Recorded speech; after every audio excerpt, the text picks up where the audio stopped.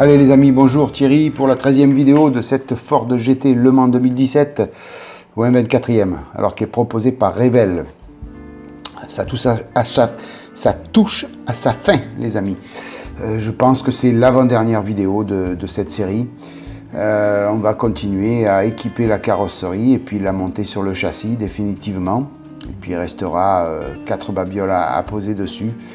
Et un petit peu de mise en peinture que je ferai hors caméra certainement. Donc là on s'affaire à poser cette pièce que j'ai peint en X18. Donc ça va sur la carrosserie et c'est une pièce qui va juste au-dessus du moteur. Alors à quoi elle sert dans la réalité, je peux pas vous dire, aucune idée. Donc je positionne un petit peu de colle pour la faire tenir un tout petit peu, pour après mettre un petit peu plus de colle.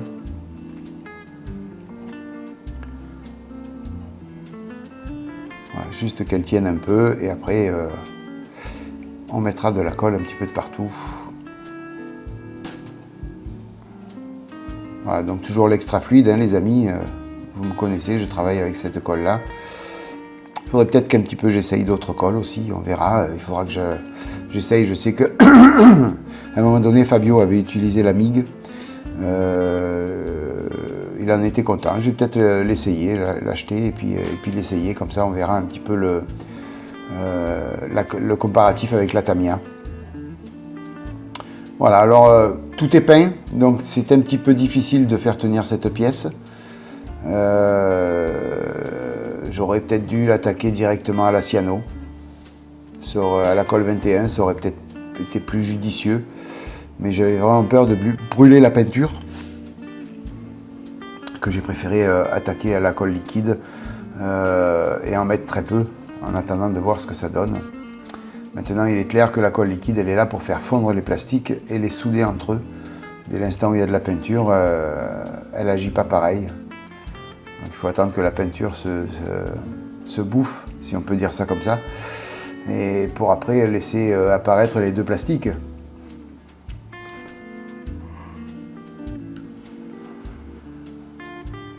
Voilà, j'ai un petit peu galéré pour la faire tenir cette pièce, mais bon, j'y suis arrivé, hein, on y arrive, il n'y a pas de lézard, quelque chose qui se fait quand même facilement.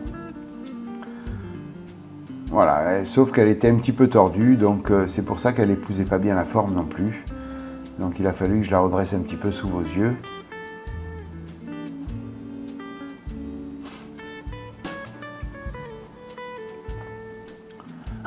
Et encore une fois hors caméra, comme d'habitude.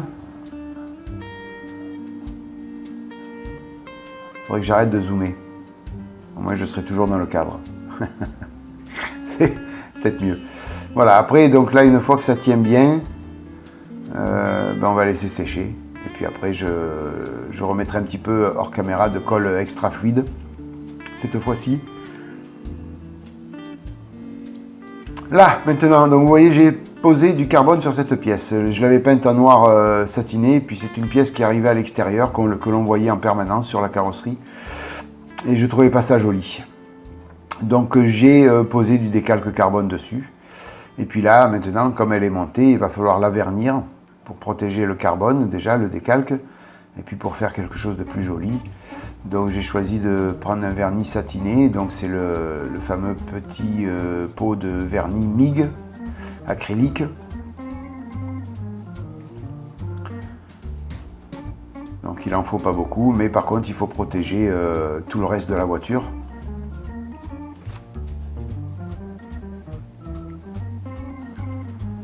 Donc là j'ai utilisé pour masquer tout simplement des post-it. Ça fait suffisamment l'affaire. Alors vous me direz, je ne les paye pas les post-it vu tout ce que j'ai mis. Ben non, si je les paye plutôt.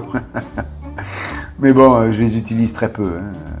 Le paquet, j'ai même pas fini le jaune que il reste encore, il est presque entier. Donc ça fait plus d'1 an que je l'ai acheté. Donc non, j'utilise pas beaucoup.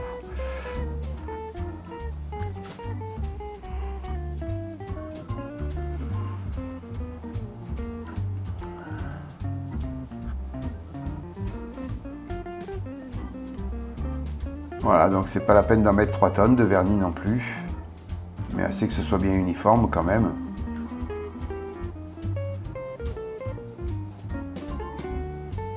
Alors encore une fois, c'est un vrai régal de travailler avec l'aérographe Evolution CR+.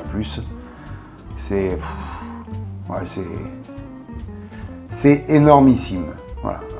On a un confort pour peindre qui est extraordinaire. Voilà, vous voyez, la pièce donne beaucoup mieux une fois vernis satiné que brute comme je vous l'ai montré tout à l'heure. Voilà, là c'est quelque chose qui est quand même beaucoup plus joli. Et encore une fois, c'est une pièce qui va rester à l'extérieur.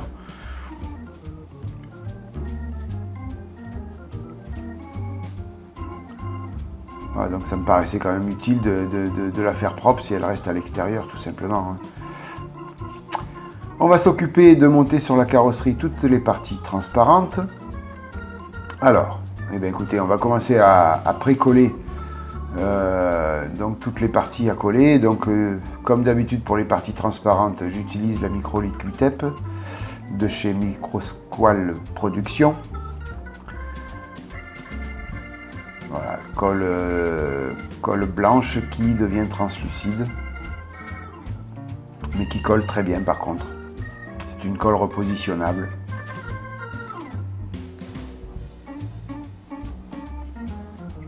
Alors il faut noter que sur toutes les parties transparentes,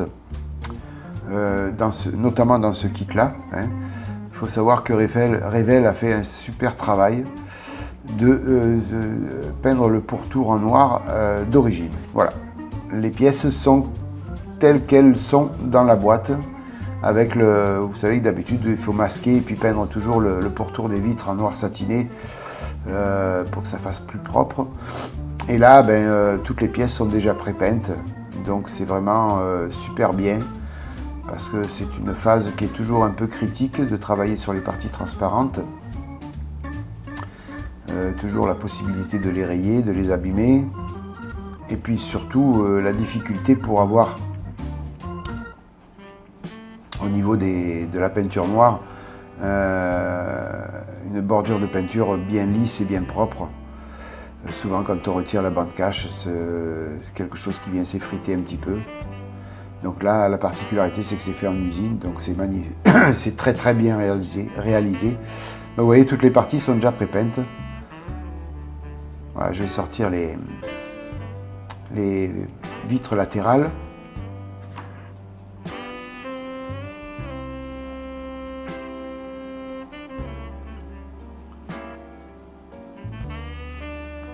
Voilà, il va falloir dégrapper les 2 petits résidus de grappe dessus.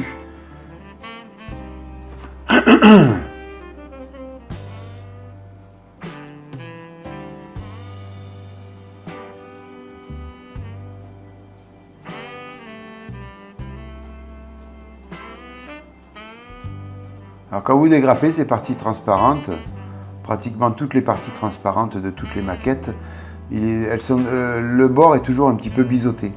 Donc quand vous dégrappez, faites attention de bien bien mettre la pince parallèle au biseau pour pas abîmer la partie transparente. Sinon souvent on crée un petit décalage et on abîme cette partie transparente. Là je viens essayer les vitres latérales dans le logement pour voir si il n'y a pas de problème d'ajustement. J'ai fait auparavant hors caméra la vitre arrière et puis le pare-brise avant. Voilà, vous voyez, je me rends compte qu'il restait un petit résidu de grappe là qui gênait. Donc pour ça qu'il vaut mieux toujours faire quelque chose avant de faire un petit montage à blanc, quoi, tout simplement.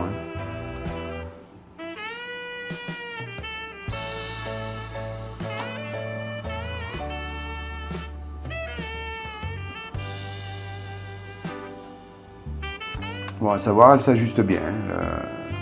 C'est parfait, l'encadrement est bien propre. Tout s'ajuste très bien. Voilà, donc j'ai mis la colle sur le pare-brise. Donc maintenant, elle est sèche. On va pouvoir poser le pare-brise. Donc il y a un petit sens pour le mettre. Vous voyez. Voilà. par en dessous, mettre le dessus en premier et après venir plaquer le dessous. Voilà, c'est le sens dans lequel il faut aller.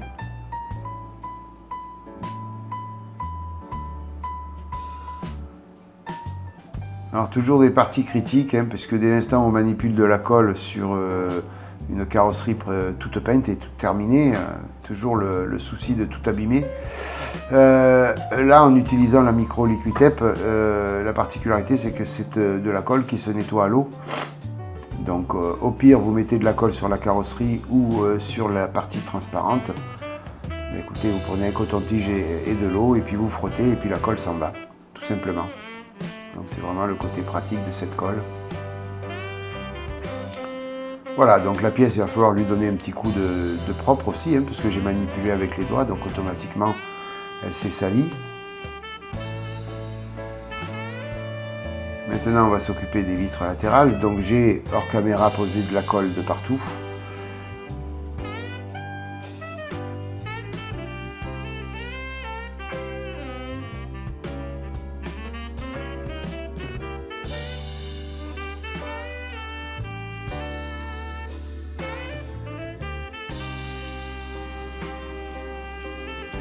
J'ai cette petite partie là de carrosserie qui s'est un petit peu décollée, donc je viendrai remettre un petit peu de colle. C'est la petite partie rouge là que je viens de toucher. C'est un tout petit peu décollé, donc avant de la poser définitivement sur le châssis, je mettrai un petit peu de colle dessus pour la consolider, mais rien de grave, rien de méchant.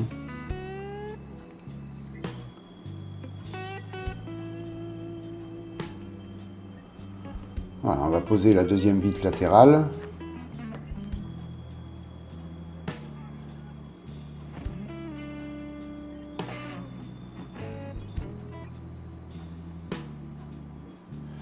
Et puis après, la vitre du haillon arrière, si on peut appeler ça comme ça. Je ne sais même pas si ça s'ouvre à l'arrière. Mais c'est la vitre qu'il y a au-dessus du moteur.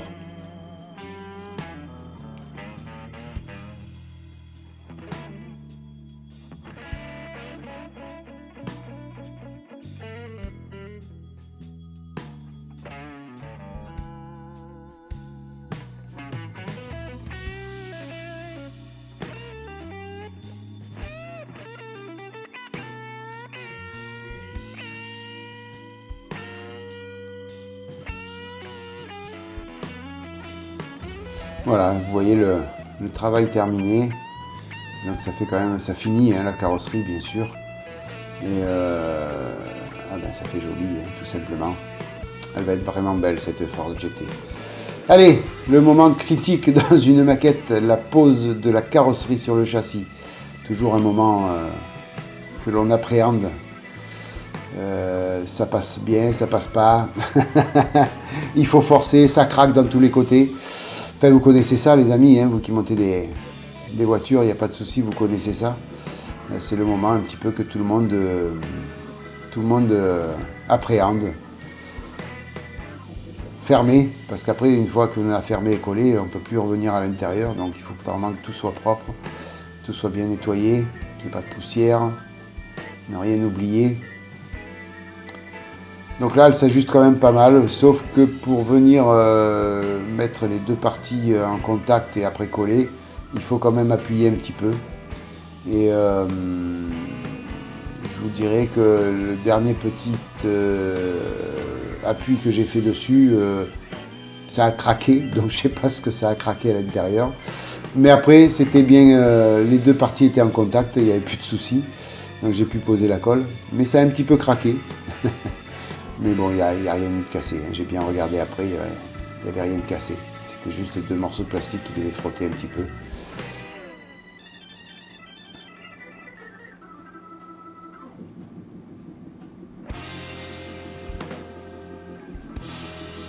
Ah oui, on a un petit jour là et il faut appuyer pour que ça rentre, tout simplement.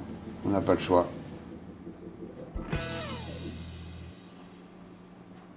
Donc il faut appuyer d'un côté dans un premier temps. Une fois que vous avez collé le côté, et bien à ce moment-là, il faut appuyer de l'autre côté pour venir coller le deuxième côté. Et là, pas le choix. Il faut passer par les craquements.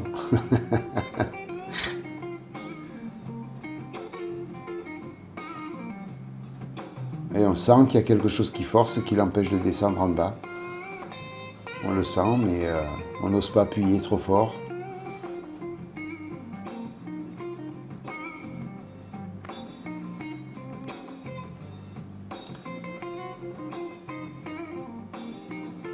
Voilà, donc après, je vous avoue fortement que j'ai coupé la caméra pour faire ça hors caméra, pour bien mettre ma tête dessus, pour bien voir ce que je faisais. Donc c'est pour ça que vous ne verrez pas la fin après de l'encollage de la carrosserie sur le châssis. Alors j'ai collé ça à la cyano, à alcool 21. Voilà. Voilà, je vous montre le travail terminé maintenant. Donc tout est collé, tout est propre. Après craquement. Un côté qui est un peu mieux réussi, qui a un peu moins de colle. Mais malheureusement, on ne peut pas faire autrement. Surtout quand sur le châssis, c'était du décalque carbone. Donc automatiquement problématique avec la colle. Voilà les amis, ben, écoutez, elle est bien belle, elle roule. La vidéo est terminée pour aujourd'hui. Vidéo très courte. Merci mille fois d'être passé par là. C'est sympa d'avoir visionné cette vidéo. N'hésitez pas à la liker si vous avez aimé. Je vous souhaite plein de bonnes choses. Merci mille fois aux tipeurs et aux abonnés pour vos dons. Et puis, passez une bonne matinée, une bonne soirée, une bonne journée. Je vous dis à bientôt les amis. Ciao.